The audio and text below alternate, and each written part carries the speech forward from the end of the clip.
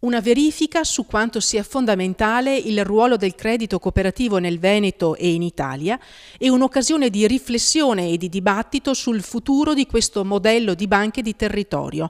Se ne discuterà a Verona nell'ambito di un convegno organizzato dalla Federazione Veneta delle Banche di Credito Cooperativo, venerdì 13 ottobre. Il mondo delle banche di credito cooperativo è in piena trasformazione, un po' per circostanze esterne, vista l'intervento della vigilanza europea anche su questo tipo di banche, un po' perché 10 anni di crisi stanno pesando molto su quella che è l'attività bancaria verso famiglie e imprese nel territorio.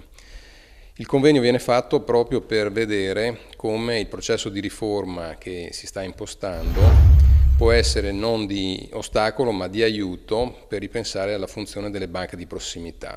Abbiamo un'occasione unica per confrontarci, non solo tra di noi, ma anche nei confronti degli operatori economici, alcuni nostri clienti, mondo della politica, mondo della cultura, mondo dell'associazionismo.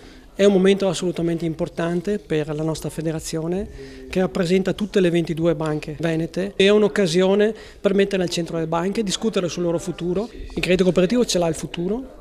Ce l'ha perché lo prevede il proprio statuto, il fatto di operare in zona, di non dover distribuire dividendi e quindi che la parte dividendi sia così relativa porta loro a guardare il futuro con più serenità e maggior fiducia, soprattutto nei confronti dei propri clienti, perché c'è un reciproco interesse del cliente a avere servizi importanti e interesse della banca a dare servizi importanti alla propria clientela.